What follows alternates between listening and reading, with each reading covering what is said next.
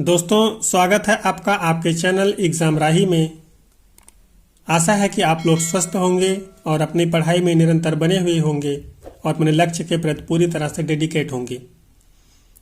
NCERT reading के क्रम में आज हम हिस्ट्री के एनसीईआरटी क्लास 8 का चैप्टर नंबर 12 पढ़ेंगे, जो कि हमारा लास्ट चैप्टर है और इसका शीर्षक है स्वतंत्रता के बाद। आप इस हेडिंग से समझ गए होंगे कि इस चैप्टर में हम क्या पढ़ने वाले हैं। इस चैप्टर में हम देखेंगे कि स्वतंत्रता के बाद जब भारत को 1947 में स्वतंत्रता मिलती है, उसके बाद भारत की ज़मीनी हकीकत क्या है, भारत की जो स्थिति है क्या है, दुर्दशा क्या है, दशा क्या है और भारत को किन किन दिक्कतों से होकर के गुजरना पड़ रहा है और कैसे एक अखंड भारत का निर्माण हमारे देश के जो नायक हैं वो मिल करके कर रहे हैं। तो चलिए हम लोग यहाँ पे अपने एनसीईआरटी रीडिंग को शुरू करते हैं और उसमें जितने भी पॉइंट हमारे हैं उनको एक्सप्लेन करते हुए आगे बढ़ते हैं। एक नया और खंडित राष्ट्र, यहाँ पे देखेंगे भारत के संदर्भ में बात हो रही है। भारत जो कि एक नया और खंडित राष्ट्र, क्योंकि ये दो भागों में बढ़ चुका है, इसीलिए इसे खंडित राष्ट्र का नाम दिया जा रहा है। अगस्त 1947 में जब भारत आज़ाद हुआ तो उसके सामने कई बड़ी चुनौतियाँ थीं। बंटवारे की वजह से 80 लाख शरणार्थी पाकिस्तान से भारत आ गए थे। इन लोगों के लिए रहने का इंतजाम करना और उन्हें रोजगार देना जरूरी था। इसके बाद रियासतों की समस्या थी। तकरीबन 500 रियासतें राजाओं या नवाबों के शासन में चल रही थीं। इन सभी को नए राष्ट्र में शामिल होने के लिए तैयार करना एक टेढ़ा काम था। शरणार्थियों और रियासतों की समस्या पर फौरन ध्यान देना लाजमी था। लंबे समय से इस नवजात राष्ट्र को एक ऐसी राजनीतिक व्यवस्था भी विकसित करनी थी जो यहाँ के लोगों की आशाओं और आकांक्षाओं को अच्छी तरह व्यक्त कर सके। अब यहाँ पे अगर आपने थोड़ा सा भी समझने का प्रयास किया है तो आपने देखा होगा कि भारत जब स्वतंत्र होता है तो उसकी क्या दुर्दशा है और उसको किस तरह से अपनी योजनाओं को लेकर के आगे बढ़ना है जिससे एक अखंड भारत का निर्माण हो सके।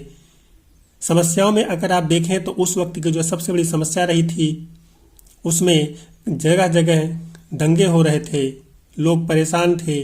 शरणार्थी जो कि बंटवारे के बाद हिंदू मुस्लिम इधर उधर हो रहे थे, कुछ मुसलमान पाकिस्तान जा रहे थे, कुछ हिंदू हिंदुस्तान में आ रहे थे। इससे भी एक जो शरणार्थियों की समस्या थी वो भारत में बढ़ गई थी। इसके साथ ही इनके यहाँ से आने पर चूँकि अब यहाँ पे इनका कुछ नहीं था, इनको एक नई जिंदगी शुरू करनी थी, तो सरकार को इनको भी ध्यान देना था कि कैसे इनका पुनर्वास किया जा सके, इन्हें रोजगार दिया जा सके, जिससे इनकी समस्या को एक तरह से सुलझाया जा सके और भारत को एक नए रास्ते पर ले जाया जा सके। साथ ही चूँकि भारत अभी स्वतंत्र हुआ है तो इस समय तक भारत में तमाम राज्य रजवाड़े हैं, तमाम रियासतें हैं जिनके राजा अभी भी शासन कर रहे हैं। वो एक अलग बात थी कि उन पे ब्रिटिशों का संरक्षण था या ब्रिटिशों के द्वारा वो शासित किए जा रहे थे। ये कानून कायदे जो ब्रिटिशों के होते थे, लेकिन जो राज्य का नाम होता था, राजा का नाम होता था, उस पर एक राजा द्वारा शासन किया जा रहा था। उसको भी नए भारत के अंतर्गत शामिल करना, एक साथ करना कहीं ना कहीं चुनौती थी। तो इस तरह से हम लोग देखते हैं कि भारत को एक ऐसी योजना के साथ आगे बढ़ना था जिससे सभी लोगों को एक साथ पिरोया जा सके और किसी की आकांक्षाओं को बिना ठेस पहुंचाए एक नवनिर्मित भारत का नया निर्माण किया जा सके। 1947 में भारत की आबादी काफ़ी बड़ी थी, तकरीबन 34.5 करोड़। अर्थात जब भारत आज़ाद हुआ 1947 में तो उस समय जो भारत की जनसंख्या थी वो 34.5 करोड़ थी।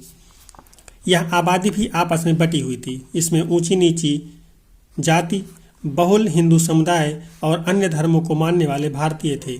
इस विशाल देश के लोग तरह तरह की भाषाएं बोलते थे। उनके पहनाव में काफ़ी फर्क था और उनके खान पान और काम धंधों में भारी विविधता थी। इतनी विविधता वाले लोगों को एक राष्ट्र राज्य के रूप में कैसे संगठित किया जा सकता था। आपने कभी न कभी सुना होगा कि जो भारत है वो एक विविधताओं का देश है। यहाँ पे तरह तरह के धर्म है, तरह तरह की जातियाँ हैं, तरह तरह के वेशभूषा है और तरह तरह के लोग यहाँ पे निवास करते हैं। तो जो भारतीय लोगों के साथ समस्या थी वो कहीं न कहीं थी, जो भारतीय नेता थे भारत की आज़ादी के समय की कैसे इन सभी लोगों को एक साथ पिरोया जा सके, एक साथ रख करके भारत की जो एक तरह से आज़ादी है इसका जश्न मनाया जा सके। एकता की समस्या के साथ ही विकास भी एक बड़ी समस्या थी। स्वतंत्रता के समय भारत की एक विशाल संख्या गांव में रहती थी। आजीविका के लिए किसान और काश्तकार वारिस पर निर्भर रहते थे। यही स्थिति अर्थव्यवस्था के गैर कृषि क्षेत्रों की थी। अगर फसल चौपट हो जाती तो नाई, बढ़ई, बुनकर और अन्य कारीगरों की आमदनी पर भी संकट पैदा हो जाता था। शहरों में फैक्ट्री मजदूर भीड़ भरी झुग्गी बस्तियों में रहते थे, जहां शिक्षा या स्वास्थ्य सुविधाओं की खास व्यवस्था नहीं थी। इस विशाल आबादी को गरीबों के चंगुल से निकालने के लिए न केवल खेती की उपज बढ़ाना जरूरी था, बल्कि नए उद्योगों का निर्माण करना था जहां लोगों को रोजगार मिल सके। अगर आप इस पैराग्राफ को अपने पिछले चैप्टर से कनेक्ट कर पा रहे हो या अपने पीछे पढ़े गए एनसीईआरटी से कनेक्ट कर पा रहे हो, तो आप देखेंगे कि जब ग्रामीण क्षेत्रों की आबादी या ग्रामीण क्षेत्रों की जो उद्योग धंधे थे, लोगों के व्यवसाय थे, जब वो चौपट हो गए थे या जब कृषि एक बहुत बड़ी समस्या बन गई थी और जब लोगों को कृषि पर चूंकि बहुत ज़्यादा लगान देना पड़ता था और उसमें बचत होती नहीं थी और साथ ही काम धंधे चौपट हो रहे थे, तमाम जो उद्योग धंधे छोटे छोटे उद्योग धंधे थे जिसमें सूती वस्त्र का था, चौपट हो रहे थे, तो ये लोग अपने काम की तलाश में शहरों की तरफ चले गए थे। तो वहाँ पे चूंकि आबादी ज़्यादा जा रही थी तो और अंग्रेज चूंकि जिस इलाके में रहते थे वो वीआईपी इलाके हुआ करते तो वहाँ पे नहीं रह सकते थे, तो इनकी जो जनसंख्या होती तो एक जगह ही जा करके रहती थी और उस इलाके की जनसंख्या बहुत ज़्यादा बढ़ जाया करती थी। इसकी वजह से इन लोगों को तमाम सारी दिक्कतों का सामना करना पड़ता था। एकता और विकास की प्रक्रियाओं को साथ साथ चलना था। अगर भारत के विभिन्न तबकों के बीच मौजूद मतभेदों को दूर न किया जाता तो वह हिंसक और बहुत खतरनाक टकराव का रूप ले सकते थे। लिहाजा ऐसे टकराव देश के लिए महंगे भी पड़ते थे। कहीं ऊंची जाति और नीची जाति के बीच, कहीं हिंदुओं और मुसलमानों के बीच, तो कहीं किसी और वजह से तनाव की आशंका बनी हुई थी। दूसरी तरफ अगर आर्थिक विकास के लाभ आबादी के बड़े हिस्से को नहीं मिलते हैं तो और ज़्यादा भेदभाव पैदा हो सकता था। ऐसी स्थिति में अमीर और गरीब, शहर और देहात, संपन्न और पिछड़े इलाकों का फर्क पैदा हो सकता था। कहीं न कहीं आप देखे होंगे कि जब ब्रिटिश से भारत को छोड़ने की बात हो रही थी कि अंग्रेज भारत को छोड़ें, तो एक समस्या जो ब्रिटिशों ने कई बार भारतीय नेताओं के सामने रखी थी या जो ब्रिटिशों ने आपस में चर्चा की थी, उसमें एक ये था कि अगर वो भारत को छोड़ के जाते हैं तो भारत में ऐसे लोग नहीं हैं जो भारत की सत्ता को संभाल सकें और भारत को आगे बढ़ा सकें। तो लेकिन इसके ऐसे से अलग, इसके उलट भारत स्वतंत्र होता है और भारत के तमाम सारे नेता भारत को आगे ले जाने के लिए आगे आते हैं और भारत को आगे ले जाने के लिए अपने प्रयास में एक तरह से सफल भी होते हैं। लेकिन उनका जो प्रयास था कहीं न कहीं हर कदम उनका बहुत ही सावधानी के साथ रखना होता था कि तमाम सारी जो भारत की विभिन्नताएं थीं उसकी वजह से कहीं पर भी उनके एक कदम से दिक्कतें आ सकती थी। तो इसकी वजह से उन्हें अपने सारे कार्य को बहुत ही सोच समझ के करना पड़ता था। इसमें को दिमाग में रखना होता था कि हमारे इस कदम से क्या आगे हानियां हो सकती हैं, क्या लाभ हो सकते हैं, कौन सी जाति में, कौन सी एक तरह से आप कह ले धर्म में, या कहाँ पे किस तरह का इसका इफेक्ट पड़ेगा, इसको भी ध्यान में रखना होता था। नए संविधान का निर्माण। भारत आज़ाद हो चुका है, इसके पास अपना संविधान नहीं है। जो भी शासन चल रहा है वो ब्रिटिशों के द्वारा रचित कानूनों से ही चल रहा है। तो भारत को एक नए संविधान की आवश्यकता है, या यूं कह लीजिए कि किसी भी स्वतंत्र राष्ट्र को, संप्रभु राष्ट्र को एक संविधान की आवश्यकता होती है जिसके द्वारा उसकी शासन सत्ता चलाई जाती है। तो भारत में भी स्वतंत्रता के बाद एक नए संविधान की आवश्यकता हुई और इसके लिए भारतीय कार्य करना शुरू कर रहे हैं। दिसंबर 1946 से नवंबर 1949 के बीच तकरीबन 300 भारतीयों ने देश के राजनीतिक भविष्य के बारे में लंबा विचार विमर्श किया। यद्यपि इस संविधान सभा की बैठकें दिल्ली में आयोजित की गई थीं, परंतु इसके सदस्य पूरे देश में फैले हुए थे और वो बहुत सारी राजनीतिक पार्टियों के प्रतिनिधि थे। इन्हीं चर्चाओं के फलस्वरूप भारत का संविधान लिखा गया, जिसे 26 जनवरी 1950 को लागू किया गया। अर्थात भारत के लिखित संविधान को 26 जनवरी 1950 को लागू किया गया, जिसे भारत के इतिहास में और भारत में गणतंत्र दिवस के रूप में मनाया जाता है। हमारे संविधान की एक खासियत यह थी कि उसमें सार्वभौमिक वयस्क मताधिकार का प्रावधान किया गया था। इसका मतलब यह था कि 21 साल से ज्यादा उम्र के सभी भारतीयों को प्रांतीय और राष्ट्रीय चुनाव में वोट देने का अधिकार था। यह एक क्रांतिकारी कदम था। इससे पहले कभी भी भारतीयों को खुद अपने नेता चुनने का अधिकार नहीं मिला था। ब्रिटेन और अमेरिका जैसे अन्य देशों की जनता को यह अधिकार टुकड़ों टुकड़ों वहां सबसे पहले संपन्न पुरुषों को वोट देने का अधिकार मिला। इसके बाद शिक्षित पुरुषों को भी मताधिकार दिया गया। मजदूर पुरुषों को काफी लंबे संघर्ष के बाद यह अधिकार मिला। महिलाओं को सबसे अंत में मताधिकार दिया गया, वह भी लंबे जुझारू संघर्ष के बाद। इसके विपरीत भारत में आज़ादी के कुछ ही समय बाद यह फैसला ले लिया गया कि देश के सभी स्त्री पुरुषों को यह अधिकार दिया जाएगा, भले ही वे अमीर हों या गरीब, पढ़े लिखे हों या अनपढ़। एक नए संविधान के संदर्भ में आप लोग देख रहे हैं कि जो नया संविधान भारत का बन रहा है, ये किस तरह से भारतीयों को मताधिकार का अधिकार दे रहा है। वयस्क मताधिकार का अधिकार दे रहा, अर्थात वयस्कता की जो सीमा थी 21 साल उसमें तय किया गया था, उसके ऊपर जो भी स्त्री पुरुष हो, किसी भी धर्म से संबंधित हो, किसी भी जात से संबंधित हो, गरीब हो, अमीर हो, पढ़े लिखे हो, अनपढ़ हो, सभी को वोटिंग का राइट दे दिया गया। वो अपनी सरकार चुनने में अपना योगदान दे सकते हैं। जबकि आप देखेंगे जो कि आज अपने आप को विकसित देश कहते हैं और अपने आप को बहुत आगे मानते हैं, दुनिया को रहे गए निगाह उल्टी आंखों से देखते रहते हैं, आंख दिखाते रहते हैं, उनके यहाँ भी जब स्वतंत्रता मिली थी तो उनको बहुत ही लंबे संघर्ष के बाद वहाँ के सभी लोगों को मताधिकार मिला था। जबकि वहाँ पे जब दिया भी गया था तो सबसे पहले भेदभाव के तहत संपन्न पुरुषों को दिया गया, उसके बाद शिक्षितों को दिया गया, मजदूरों और महिलाओं को तो बहुत अंत में दिया गया। लेकिन भारत में इसके विपरीत हुआ। तो इससे हम ये कह सकते हैं कि भारत के जो लोग थे, जो ब्रिटिश की आशंका थी, ब्रिटिश जिस बात को लेकर के भारत को छोड़ना नहीं चाहते थे, भारत के नेताओं ने, भारत के लोगों ने उस पूरी बातों को निरर्थक साबित कर दिया और बताया कि हम भी अपने देश को चलाने में सक्षम हैं। संविधान की दूसरी विशेषता यह थी कि उसमें तमाम जातियों, धर्मों या किसी भी तरह की पृष्ठभूमि से संबंध रखने वाले सभी नागरिकों को कानून की नज़र में समान माना गया। भारत के कुछ लोग चाहते थे कि भारत की राजनीतिक व्यवस्था हिंदू आदर्शों पर आधारित हो और भारत को एक हिंदू देश घोषित किया जाए। अपनी बात के समर्थन में उन्होंने पाकिस्तान का उदाहरण दिया, जिसका गठन ही एक खास समुदाय मुसलमानों के हितों की रक्षा के लिए किया गया था। परंतु भारतीय प्रधानमंत्री जवाहरलाल नेहरू का स्पष्ट मत था कि भारत हिंदू पाकिस्तान नहीं बन सकता और न ही बनना चाहिए। आपने इस समय भी कभी न कभी किसी न किसी नेता या धर्मगुरु के माध्यम से जरूर सुना होगा कि भारत को हिंदू राष्ट्र बनना चाहिए, इसे एक हिंदू राष्ट्र घोषित कर देना चाहिए।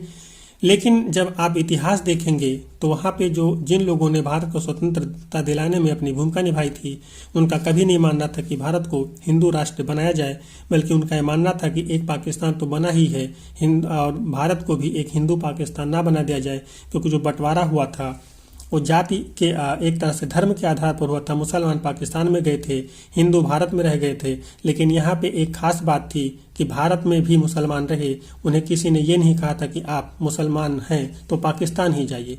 जिसकी इच्छा थी वो पाकिस्तान गया, नहीं तो हिंदुस्तान में ही रह गया, और उसे अभी भी किसी भी तरह का कोई दिक्कत नहीं होता। साथ ही उसे जितने भी अधिकार हिंदुओं को हो या किसी और भी धर्म को हो, सारे अधिकार मुस्लिमों के हो। एक तरह से कह लीजिए कि भारत में सभी जात, सभी धर्म को एक समान नज़र से देखा गया है और सबके लिए समान कानून है, किसी के लिए कोई भेदभाव नहीं है। मुसलमानों के अलावा भारत में सिख और ईसाइयों की भी बड़ी संख्या थी। इसके अलावा पारसी, जैन तथा अन्य धर्मों के लोग भी थे। नए संविधान में इन सभी समुदायों के लोगों को भी वही अधिकार दिए गए जो अधिकार हिंदुओं को दिए गए थे। चाहे सरकारी या निजी क्षेत्र की नौकरियों का सवाल हो या कानून से संबंधित कोई मामला हो, इन सभी समुदायों के लोगों को भी वैसे ही अवसर देने का प्रावधान किया गया जैसे कि हिंदुओं को दिए जा रहे थे। हमने आपको आगे एक्सप्लेन किया था कि किसी के साथ कोई भी भेदभाव नहीं किया जा रहा है, सबको समान अधिकार दिए जा रहे हैं।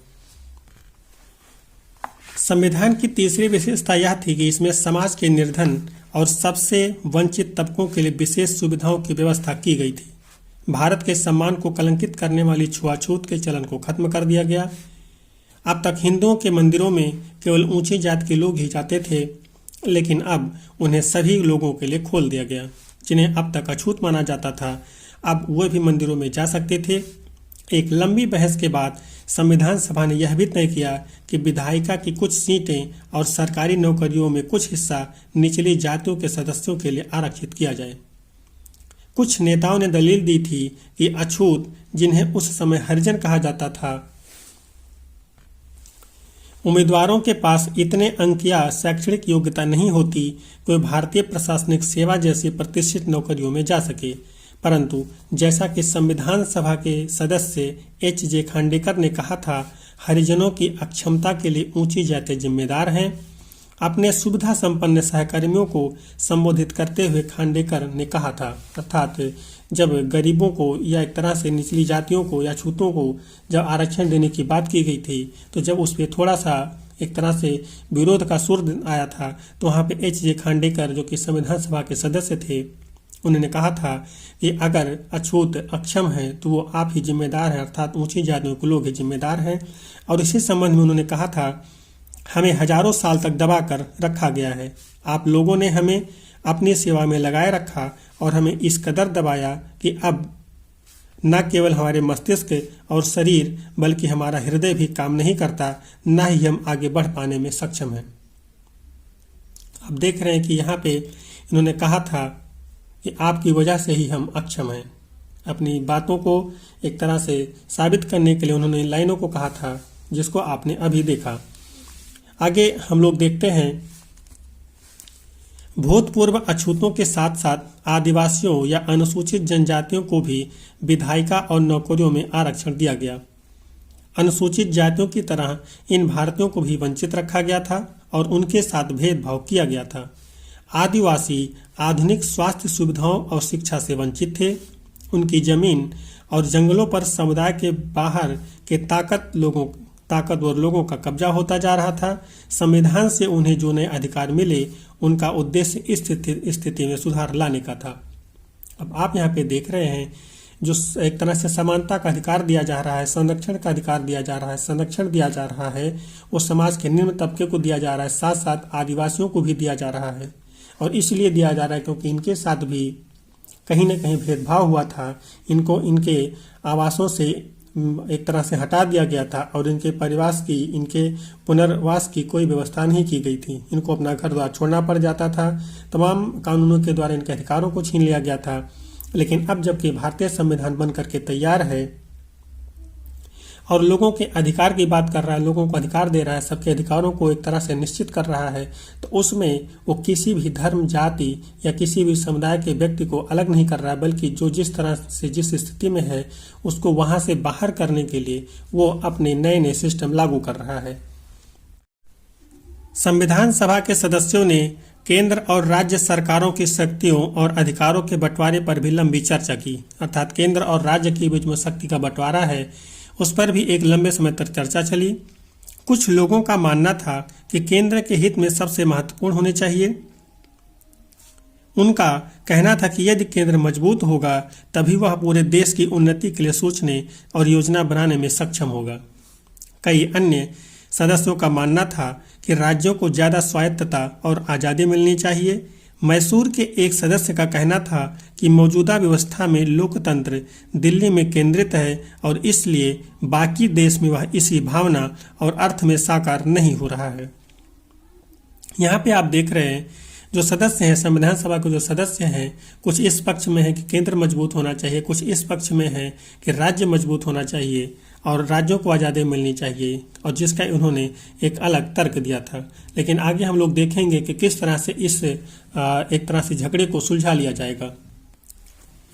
मद्रास के एक सदस्य का आग्रह था कि राज्य स्तर पर लोगों की कुशल क्षेम का प्रारंभिक भार प्रांतीय सरकारों के ऊपर ही होना चाहिए, अर्थात जो राज्य में रहने वाले लोग हैं उनका जो एक तरह से सुख दुख है, दुख दर्द है, वो राज्य के ऊपर ही होना चाहिए। उनकी ही देख रेख में उनके सारे कार्य होने चाहिए, या यूँ कह लीजिए कि उनकी देख रेख में उनके इन सारे जो परेशानियां हैं उनको निवारित किया जाना चाहिए। इन मतभेदों को दूर करने के लिए संविधान में विभिन्न विषयों को 3 सूचियों में बांट दिया गया: केंद्रीय सूची, राज्य सूची और समवर्ती सूची। अर्थात जो संविधान है उसको 3 भागों में बांटा जाता है, 3 विषयों में बांटा जाता है: केंद्रीय सूची, राज्य सूची और समवर्ती सूची। केंद्रीय सूची में कराधान, रक्षा और विदेशी मामलों आदि को रखा गया। ये ऐसे विषय थे जो केवल केंद्र सरकार के अधीन थे। आप यहाँ पे ध्यान रखिएगा, जो केंद्रीय सूची में जिन विषयों को दिया गया उस पे अधिकार लेने का जो एक निर्णय लेने का जो अधिकार है वो सिर्फ और सिर्फ केंद्र का होगा। राज्य सूची में शिक्षा और स्वास्थ्य जैसे विषय लिए गए जिनकी जिम्मेदारी मुख्य रूप से राज्य सरकारों के ऊपर थी। जो राज्य सूची में विषय लाए गए उनकी जो जिम्मेदारी है वो राज्यों की होगी। समवर्ती सूची में वन एवं कृषि आदि ऐसे विषयों को रखा गया जिनके बारे में केंद्र और राज्य सरकारें दोनों संयुक्त रूप से फैसला ले सकते थे। यहाँ पे आप देखिए कि केंद्र सूची, राज्य सूची और समवर्ती सूची को अलग अलग बांटा गया। तो आपने केंद्र की सूची को देखा, राज्य की सूची को देखा और आगे जब आपने समवर्ती सूची को देखा तो इसमें आपको ये मिला कि जो समवर्ती सूची था उस पर जो अधिकार था वो केंद्र और राज्य दोनों का था। वो दोनों उस पर कानून बना सकते थे। अब कानून कब किसके लागू होंगे इसके बारे में जो हम संविधान पढ़ेंगे तो वहाँ पे इसको हम डिटेल में देखेंगे। फिर भी मैं आपको यहाँ पे बता दूं कि अगर किसी समवर्ती सूची पर किसी भी राज्य ने अपना कानून बना लिया है और उसी विषय पर सेंट्रल या केंद्र सरकार कानून बनाती है तो उस राज्य का कानून निरस्त हो जाएगा और केंद्र का कानून जो होगा वो सभी राज्यों पर लागू हो जाएगा। संविधान सभा में भाषा के सवाल पर तीखी बहस हुई। बहुत सारे लोगों का मानना था कि अंग्रेजों के साथ अंग्रेजी भाषा को भी विदा कर दिया जाना चाहिए। उनका कहना था कि अंग्रेजी की जगह हिंदी को अपनाया जाना चाहिए, परंतु जो लोग हिंदी नहीं बोलते थे उनकी राय अलग थी। संविधान सभा में बोलते हुए टी कृष्णमाचारी ने दक्षिण के लोगों की ओर से चेतावनी देते हुए कहा कि अगर उन पर हिंदी थोपी गई तो वहाँ के बहुत सारे लोग भारत से अलग हो जाएंगे। इस विवाद से बचने के लिए आखिरकार बीच का रास्ता निकाल लिया गया। संविधान निर्माताओं ने हिंदी को भारत की राजभाषा का दर्जा दिया, बल्कि जबकि अदालतों, सेवाओं, विभिन्न राज्यों के बीच संचार आदि के लिए अंग्रेजी के इस्तेमाल का फैसला लिया गया। अर्थात इंग्लिश को खत्म नहीं किया गया, हिंदी को राजभाषा का दर्जा दे दिया गया, लेकिन जितने भी प्रशासकीय कार्य थे, प्रशासनिक कार्य थे, एक जगह से दूसरे जगह लोगों का कम्युनिकेशन थे सरकार के स्तर पे, वहाँ पे जो एक तरह से लैंग्वेज थी, भाषा थे, वहाँ पे इंग्लिश को रखा गया। संविधान की रचना में बहुत सारे भारतीयों ने योगदान दिया था। इनमें सबसे महत्वपूर्ण योगदान संभवतः डॉक्टर बी.आर. अम्बेडकर का था, जो संविधान सभा की प्रारूप समिति के अध्यक्ष थे, जिनके नेतृत्व में दस्तावेज को अंतिम रूप दिया गया था। यहाँ पे जो आपको नोट करना है वो नोट कर लीजिए। जो संविधान सभा के प्रारूप समिति के अध्यक्ष कौन थे तो बी.आर. अम्बेडकर थे, डॉक्टर भीमराव अम्बेडकर थे। संविधान सभा के सामने अपने आखिरी भाषण में डॉक्टर अम्बेडकर ने कहा कि राजनीतिक लोकतंत्र के साथ साथ आर्थिक और सामाजिक लोकतंत्र भी जरूरी है। यदि लोगों को वोट डालने का अधिकार दे दिया जाता है तो इससे अमीर गरीब या ऊंची और नीची जातियों का फासला अपने आप खत्म नहीं हो जाएगा। उन्होंने कहा कि नए संविधान के साथ भारत, आगे हम देखेंगे, अंतर विरोधों के एक नए युग में प्रवेश करने जा रहा है। ये डॉक्टर अम्बेडकर की लैंग्वेज है। डॉक्टर अम्बेडकर इसको बोल रहे हैं कि भारत अंतर विरोधों के एक नए युग में प्रवेश करने जा रहा है। राजनीति में हमारे पास समानता होगी और सामाजिक व आर्थिक जीवन में हम असमानता की राह पर चलेंगे। राजनीति में हम एक व्यक्ति, एक वोट और एक मूल्य के सिद्धांत का पालन करेंगे। इसके विपरीत अपनी सामाजिक एवं आर्थिक संरचना के फलस्वरूप हम सामाजिक और आर्थिक जीवन में एक व्यक्ति, एक मूल्य के सिद्धांत का निषेध करते रहेंगे। यहाँ पे हमने देखा कि किस तरह से जो भीमराव अम्बेडकर हैं, जो कि प्रारूप समिति के अध्यक्ष हैं, उन्होंने किस तरह से संविधान के बनने की बात बताया कि जो भारत है वो एक नए युग में प्रवेश करेगा, जिसमें भी तमाम सारे विरोध होंगे, तमाम सारी समस्याएं होंगी, लेकिन वहाँ पे भी कुछ मूल्यों, कुछ आदर्शों के साथ में हमें चलना होगा।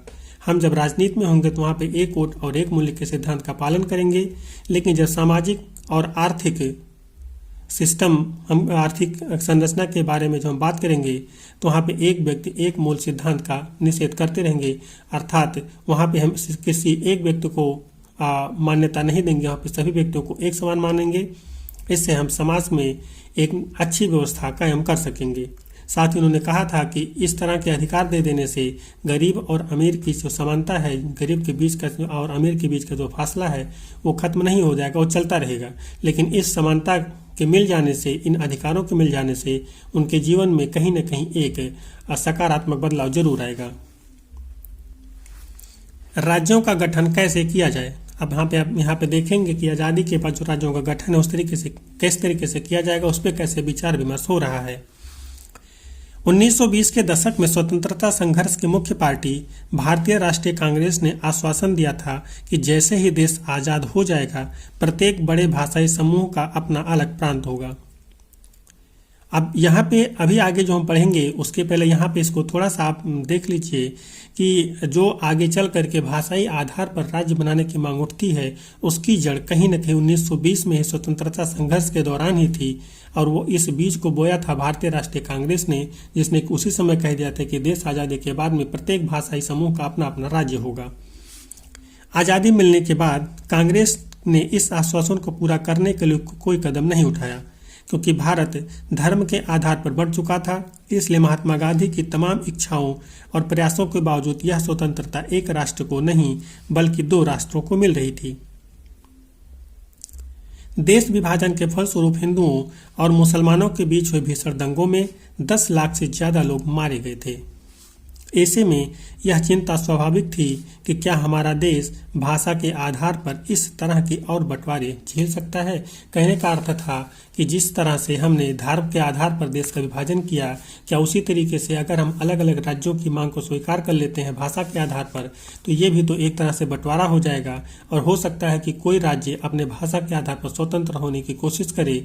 तो क्या जो भारत अभी एक बंटवारे का दंश झेल चुका है, क्या वह दूसरा और एक बंटवारा झेलने के लिए तैयार है? तो इसका जवाब था कि नहीं, भारत एक और बंटवारा झेलने के लिए तैयार नहीं है। इसीलिए शायद कांग्रेस अपने उस वादे को भूल रही थी जिसमें उसने वादा किया था कि भाषाई आधार पर राज्यों का गठन किया जाएगा।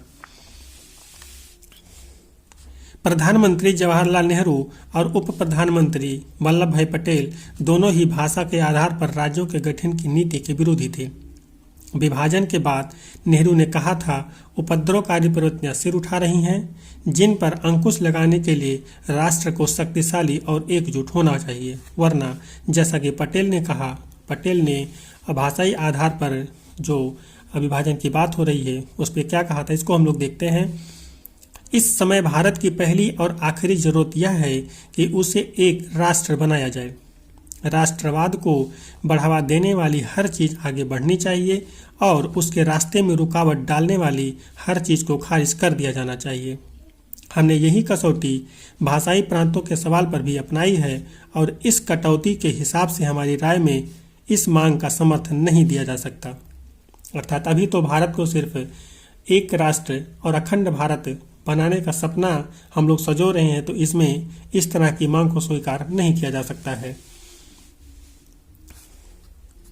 क्योंकि कांग्रेस के नेता अपने वायदे से पीछे हट रहे थे। इसलिए जगह जगह असंतोष पैदा हुआ। कन्नड़ भाषी, मलयालम भाषी, मराठी भाषी सभी अपने अपने राज्य के इंतजार में थे। सबसे गहरा असंतोष मद्रास प्रेसिडेंसी के तेलुगु भाषी जिलों में दिखाई दिया। जब 1952 के आम चुनाव में नेहरू वहां चुनाव प्रचार के लिए गए तो लोगों ने उन्हें काले झंडे दिखाए और हमें आंध्र चाहिए के नारे लगाए। अर्थात हम यहाँ पे देख रहे हैं कि भाषाई आधार पर राज्यों के गठन के लिए लोग किस तरह से आतुर हैं। उसी साल अक्टूबर में वयोवृद्ध गांधीवादी पोट्टी श्री रामुलु तेलुगु भाषियों के हितों की रक्षा के लिए आंध्र राज्य के गठन की मांग करते हुए भूख हड़ताल पर बैठ गए।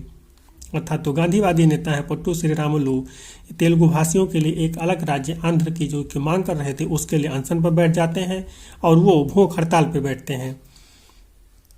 जैसे जैसे अनशन आगे बढ़ा, बहुत सारे लोग श्री रामुलु के समर्थन में आगे आने लगे। जगह जगह लोग हड़ताल करने लगे और जुलूस निकालने लगे। एक तरह से कह लीजिए कि अब ये पूरी तरह से उग्र हो चुके हैं या पूरी तरह से अब सरकार के खिलाफ हो चुके हैं, या सरकार को या कांग्रेस को अपने उस वादों को याद करने को कह रहे हैं कि आपने वादा किया था हमारे भाषाई आधार पर राज्य के गठन का। 58 दिन के अनशन के बाद 15 दिसंबर 1952 को पोट्टी श्री रामुलु का देहांत हो गया। जैसे कि एक अखबार ने लिखा, श्री रामुलु के देहांत की खबर ने पूरे आंध्र को अस्त व्यस्त कर डाला। विरोध इतना व्यापक और गहरा था कि केंद्र सरकार को आखिरकार यह मांग माननी पड़ी। इस तरह 1 अक्टूबर 1953 को आंध्र के रूप में एक नए राज्य का गठन हुआ जो बाद में आंध्र प्रदेश बना। अब यहाँ से आपके लिए जो क्वेश्चन निकल के आता है वो जो सबसे इम्पोर्टेंट है वो ये है कि 1 अक्टूबर 1953 को आंध्र राज्य का गठन हुआ और यह भाषाई आधार पर गठित होने वाला भारत का प्रथम राज्य था। यह क्वेश्चन आपसे बहुत बार पूछा जा चुका है। आंध्र की स्थापना के बाद अन्य भाषाई समुदाय भी अपने अपने अलग राज्यों की मांग करने लगे।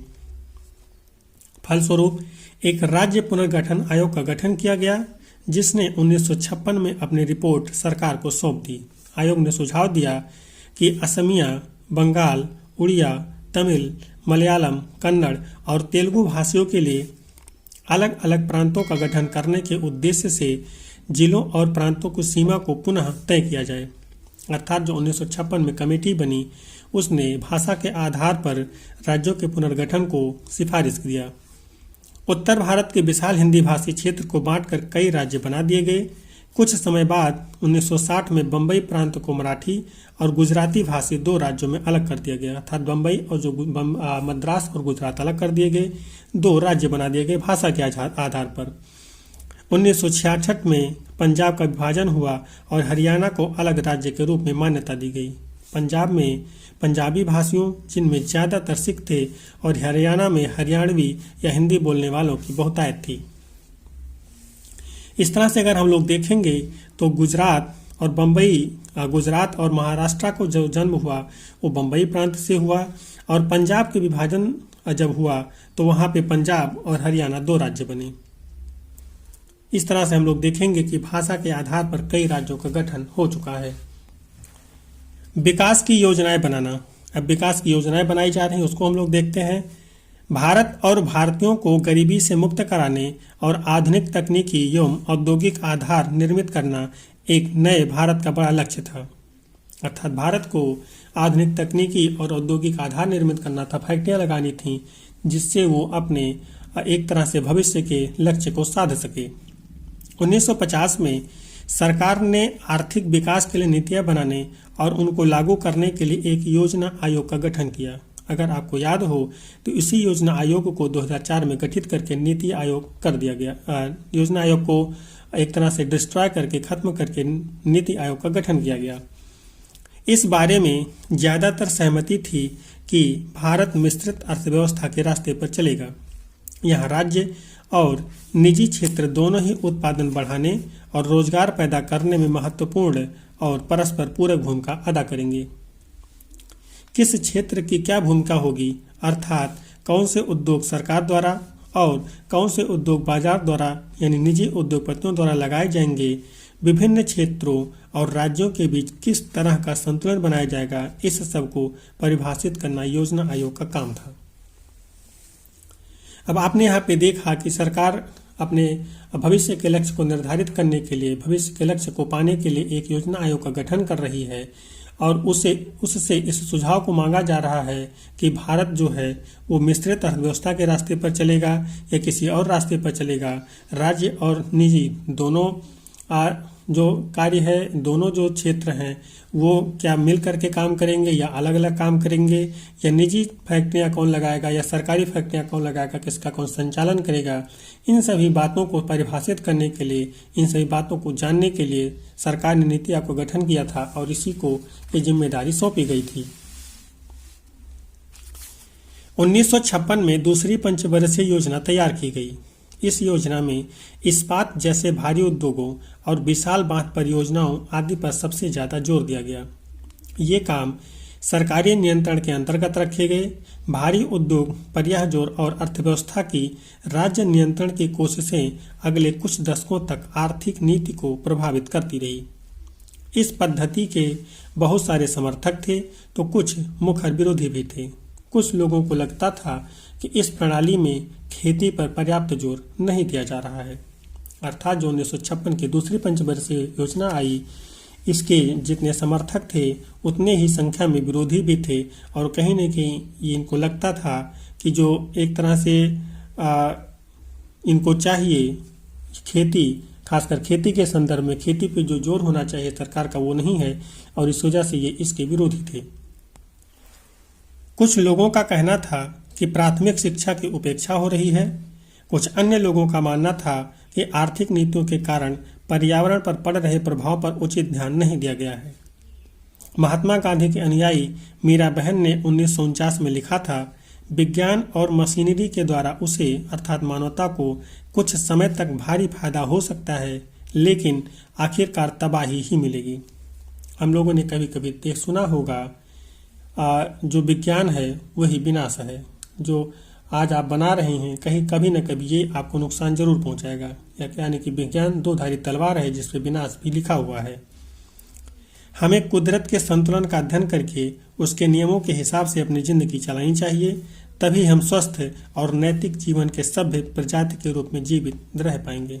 तब यहाँ पे हम लोग देख रहे हैं कि जो भारत में तमाम सारे बुद्धिजीवी हैं या गांधीवादी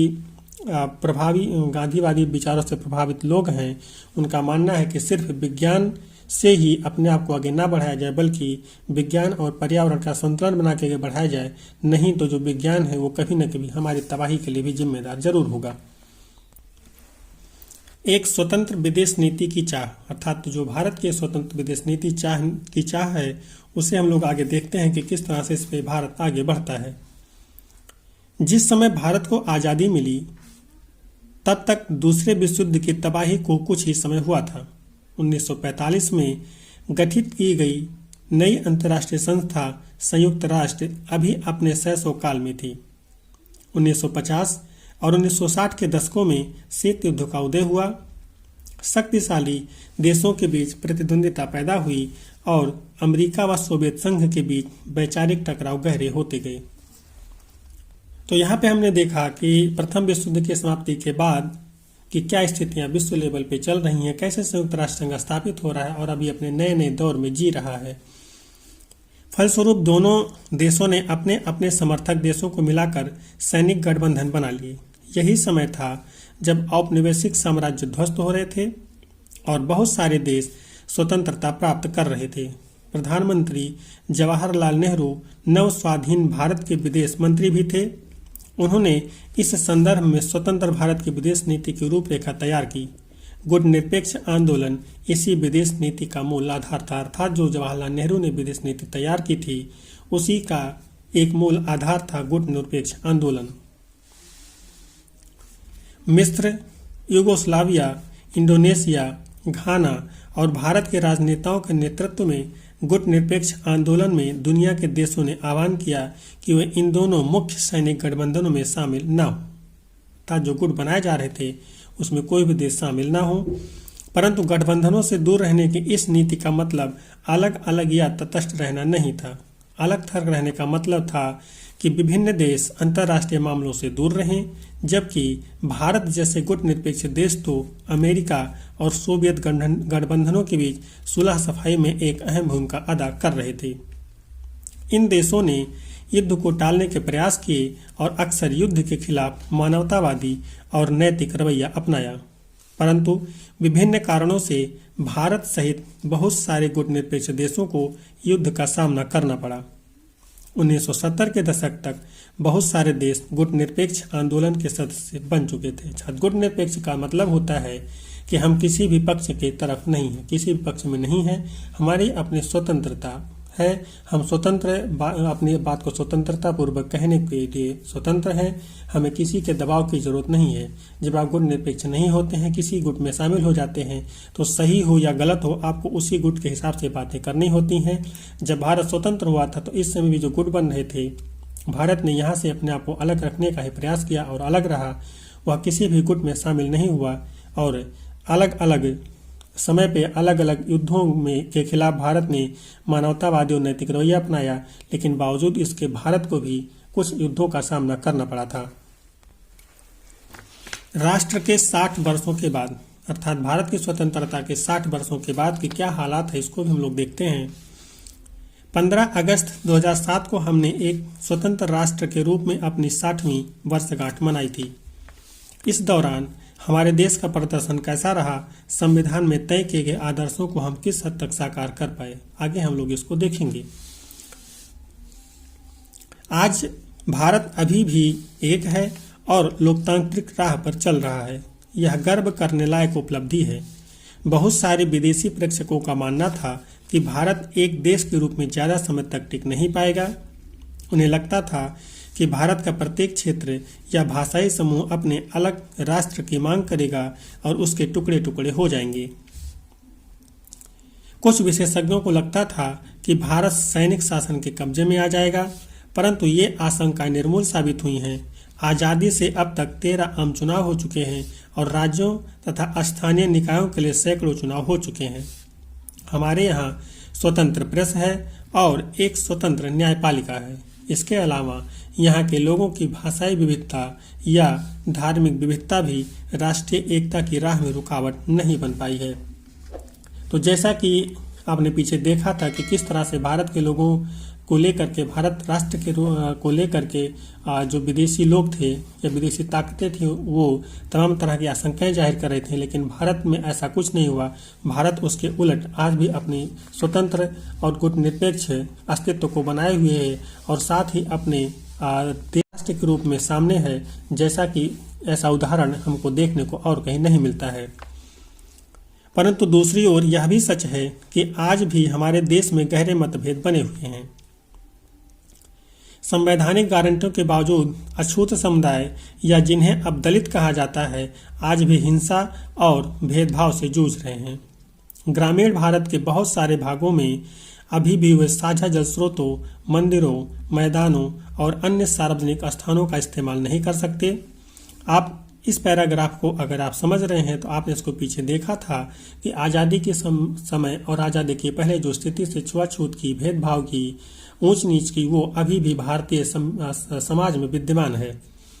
संविधान में दिए गए धर्मनिरपेक्ष आदर्शों के बावजूद बहुत सारे राज्यों में विभिन्न धार्मिक समूहों के बीच कई बार टकराव हो चुके हैं। अर्थात भारत में कभी न कभी रहे सहे धार्मिक समुदायों के बीच में टकराव होते रहते हैं।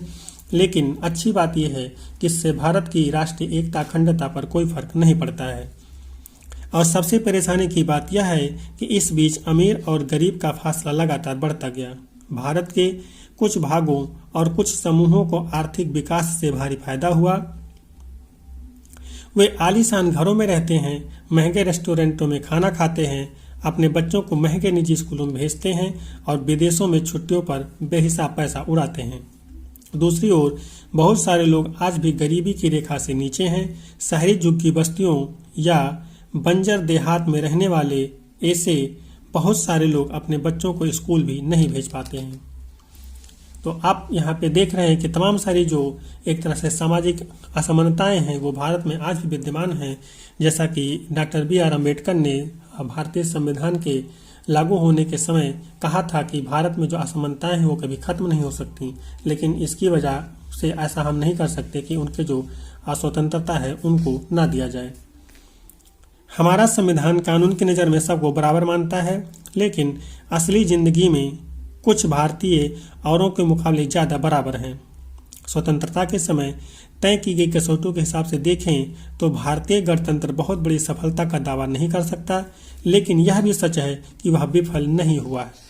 जैसा कि हमने अभी आपसे कहा कि तमाम सारी दिक्कतें भारत के अंदर आती रहती हैं, धार्मिक भेदभाव आते रहते हैं, ऊंच नीच का भेदभाव आता रहता है, छुआछूत भी चलता रहता है, लेकिन इसके बावजूद भारत अभी तक अपना वो अस्तित्व बनाया हुआ है। 100% तो अपने आप को अखंड रखने में सफल नहीं हुआ, लेकिन तब भी वो एक देश के स्तर पर अपने आप की अखंडता को एक तरह से अभी तक बनाए हुए हैं। तो इस तरह से हमने अपने क्लास 8 की NCERT को यहाँ पे ख़त्म किया और अब हम आगे अगले क्लास की NCERT को स्टार्ट करेंगे।